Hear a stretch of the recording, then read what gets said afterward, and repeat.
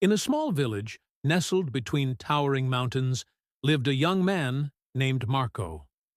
He was just 24, but his mind felt ancient, burdened by a relentless storm of thoughts. From the moment he woke, regrets from the past and anxieties about the future would rise and fall like an endless tide. His chest often felt tight, a constant pressure that stole his breath, and his nights were spent staring at the ceiling, sleep a distant memory. The simple act of smiling had become foreign to him. His face was a mask of perpetual worry. He longed for stillness, for just one moment of quiet in the noisy theater of his mind. One day, a traveler passing through spoke of a secluded hill village, home to a wise old man. This man, once a renowned psychologist in the bustling city, had traded his prestigious career for a life lived in harmony with nature. Villagers whispered that he sometimes shared his wisdom with weary travelers who found their way to his door. A flicker of hope ignited within Marco. Could this be the answer? Could this man teach him how to find the peace he so desperately craved? With this newfound hope as his guide, Marco packed a small bag and set off on the long journey. After days of walking through winding mountain paths and dense forests, Marco finally arrived at the hill village. It was just as the traveler had described: peaceful, quiet, and seemingly untouched by the worries of the world. He soon found the wise man's home, a humble cottage covered in climbing vines, with a small garden bursting with life. There, on the porch, sat the old man, his eyes closed, a serene smile on his lips. He looked as peaceful as a still mountain lake at dawn. Marco felt a wave of calm just by being in his presence. Taking a deep, steadying breath, Marco approached the porch and spoke in a soft voice, not wanting to disturb the profound tranquility. "Grandfather," he began, his voice trembling slightly, "my mind is restless. It never stops. I am haunted by thoughts that give me no peace. My heart feels heavy, and I have forgotten how to be happy. I've heard you help people like me. Can you help me find peace in my heart?" The old man slowly opened his eyes.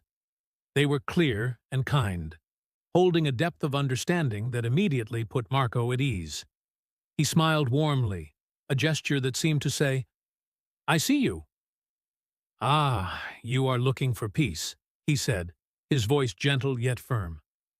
"A noble quest. Come with me. I have a small task for you." Intrigued, Marco followed him into the yard behind the cottage. The air was fresh, filled with the scent of damp earth and blooming flowers. The old man picked up a simple glass from a wooden table and walked over to a well. He drew a bucket of crystal-clear water and carefully filled the glass right to the very brim. The water's surface tension held it in a perfect, shimmering dome. Not a single drop more could be added without it spilling over. He handed the glass to Marco. "Your task is this," the old man instructed. "Carry this glass of water to the very edge of the village, and then walk back here to me. But you must not spill a single drop." Marco stared at the glass, then at the old man, a flicker of surprise in his eyes. This seemed like a strange, almost trivial task.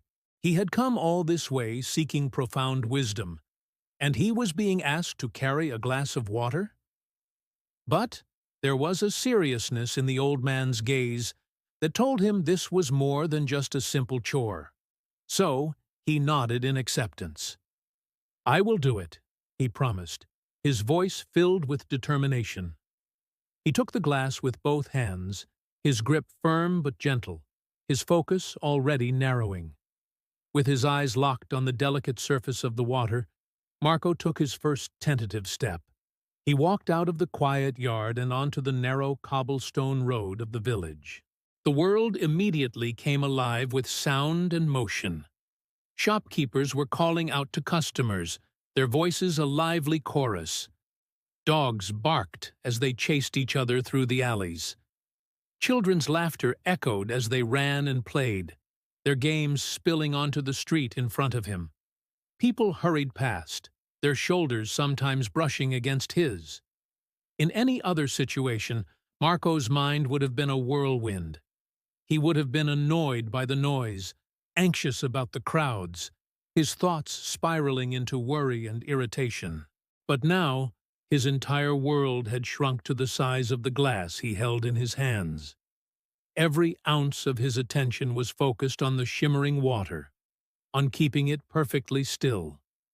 He tuned out the barking dogs, the shouting merchants, the laughing children. It was as if he were in a silent bubble, moving through a world that couldn't touch him. He took slow, deliberate steps, his body moving with a grace he didn't know he possessed.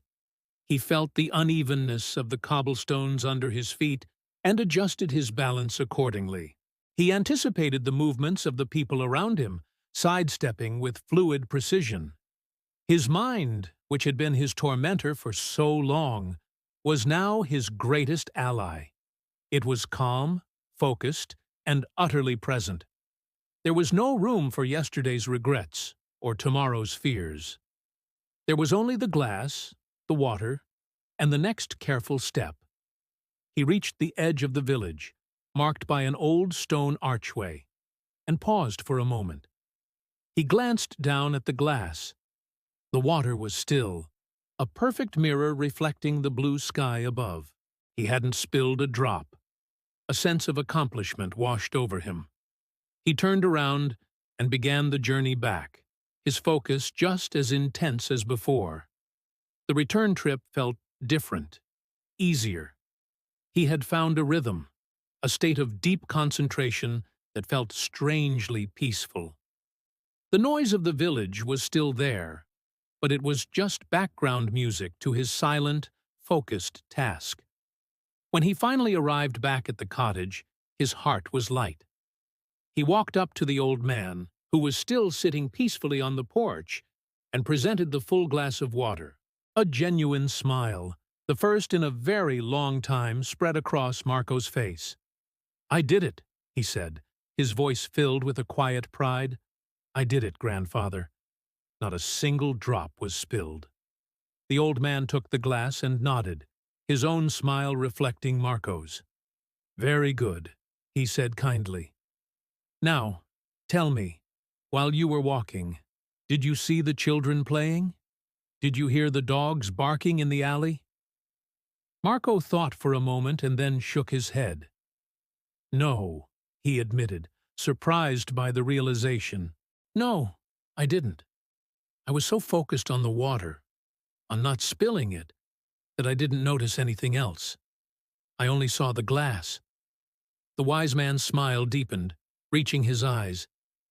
"And that," he said softly, "is the secret you came here to find. It is a secret you already carry within you. When your mind is fully focused on the present moment, on the task at hand, there is no space left for fear of the future or sorrow for the past. While you were watching the water, your mind became quiet. You weren't in your head, worrying or regretting. You were simply here now. Your mind found its peace not by escaping the world, but by fully engaging with one small part of it." The old man's words landed in Marco's heart like seeds in fertile ground. Understanding dawned slowly, like a sunrise breaking over the mountain peaks. It was so simple, yet so profound. Peace wasn't a destination he had to travel to. It wasn't something someone else could give him. It was already inside him, waiting to be uncovered. It was in the act of being completely present. He realized that all his suffering came from his mind being everywhere but here. He bowed his head in deep gratitude. "Grandfather," he said, his voice filled with emotion, "now I understand. To calm the storms in my mind, I don't need to fight the thoughts. I just need to bring my attention back again and again, to what I am doing in this very moment. The peace is in the doing, not in the thinking. The old man simply nodded, saying nothing more. He didn't need to. The lesson had been learned. As the sun began to set, painting the sky in shades of orange and purple, Marco started his journey back down the mountain path. He was the same young man who had walked up, yet he felt completely transformed. He was lighter, as if a great weight had been lifted from his shoulders. He now knew he had a tool, a way to guide his mind back to stillness whenever the storms of thought began to gather. He knew he could sleep again. He knew he could smile again. He knew he could begin his life anew, one present moment at a time. A